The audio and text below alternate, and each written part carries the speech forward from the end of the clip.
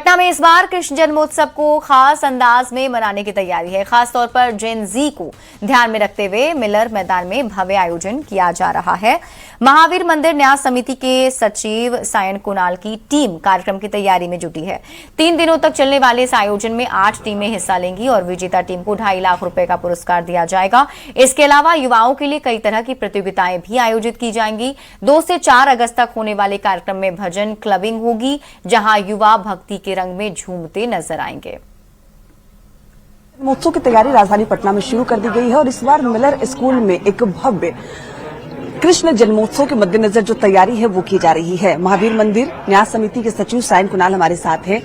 दही हांडी उत्सव, आपकी पूरी टीम इस पर काम कर रही है। बिल्कुल, एक फाउंडेशन है यशी फाउंडेशन, उसके माध्यम से हम लोग ये कार्यक्रम करा रहे हैं और इसमें हम लोग दही हांडी कंपटीशन के अलावा फैंसी ड्रेस कंपटीशन बच्चों के लिए, चाहे दही खाने का कंपटीशन हो या जो घर पर जो लोग मंदिर को सजावट करते हैं उसको भी हम लोग सम्मानित करने का काम करेंगे।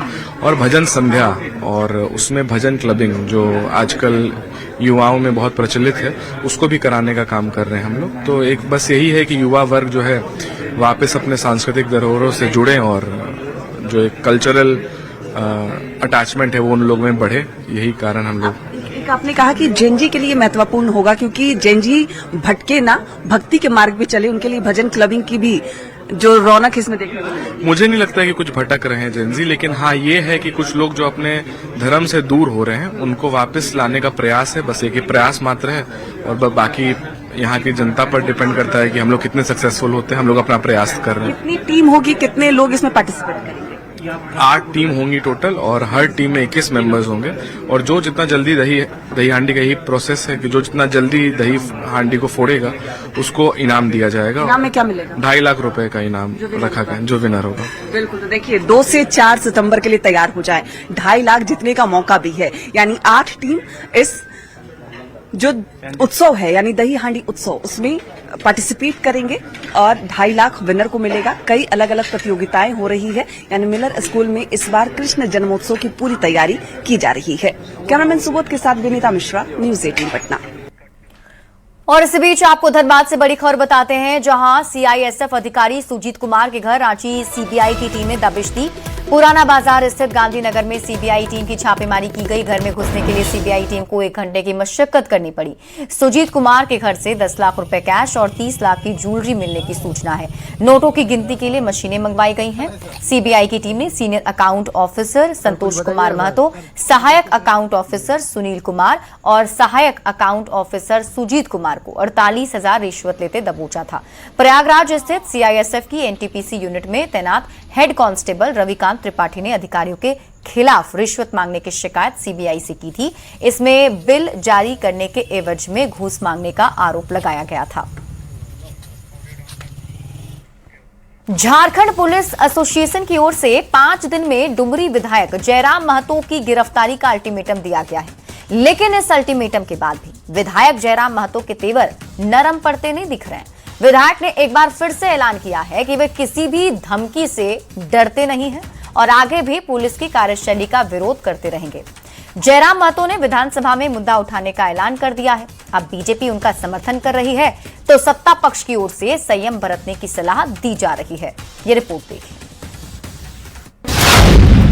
कड़े दिख रहे जयराम महतो के तेवर, गिरफ्तारी की मांग पर किया पलटवार, किया ऐलान नहीं डरते गीदड़ भभकी से,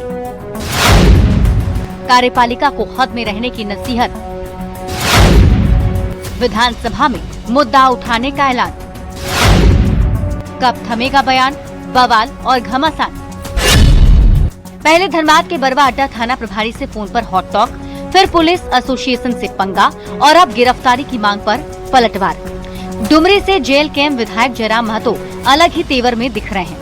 जयराम महतो ने साफ किया कि वे पुलिस एसोसिएशन के गीदड़ भभकी से डरने वाले नहीं। उन्होंने डीसी और एसपी की ओर से जवानों की बेइज्जती सरेआम किए जाने का आरोप लगाते हुए गैंगस्टर के सामने चुप रहने पर सवाल उठाए। साथ ही जनप्रतिनिधियों के अपमान का मुद्दा विधानसभा में भी उठाने का ऐलान कर दिया।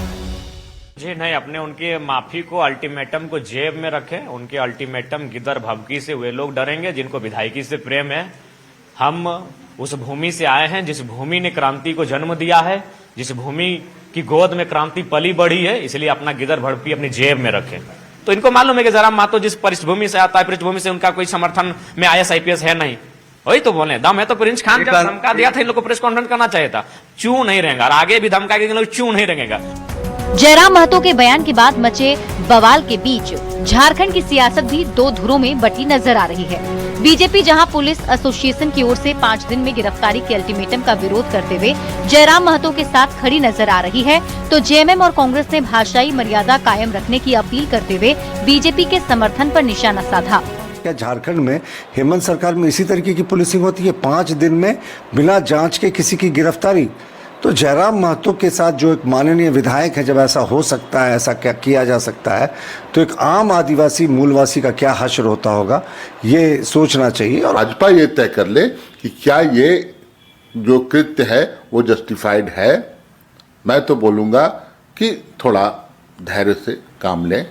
इस तरह की जो एक व्याकुलता होती है और उसमें भाषा पर नियंत्रण न रहना, ये दुर्भाग्यपूर्ण है। कार्यपालिका और विधायिका अगर संगम होगा तो लोकतंत्र मजबूत होगा, और कार्यपालिका में अगर विधायिका में अगर टकराव की स्थिति होगी तो कहीं ना कहीं लोकतंत्र भी इससे खतरे में पड़ेगा। 5 दिन में गिरफ्तारी के अल्टीमेटम के बीच जयराम महतो पुलिस एसोसिएशन से दो हाथ करने को तैयार दिख रहे हैं। पुलिस की कार्यशैली पर जोरदार हमला बोल रहे हैं और निजता के अधिकार के हनन का आरोप लगाते हुए पुलिस पर ही हमलावर दिख रहे हैं। देखना होगा कि खाकी और खादी के बीच जारी लड़ाई में जयराम महतो के तेवर नरम पड़ते हैं या फिर पुलिस एसोसिएशन को हार माननी पड़ती है। लेकिन तब तक बयान के तीर और राजनीतिक दांवपेच जारी है। न्यूज़ 18 के लिए रांची से निरंजन सिंह के साथ ओम प्रकाश की रिपोर्ट।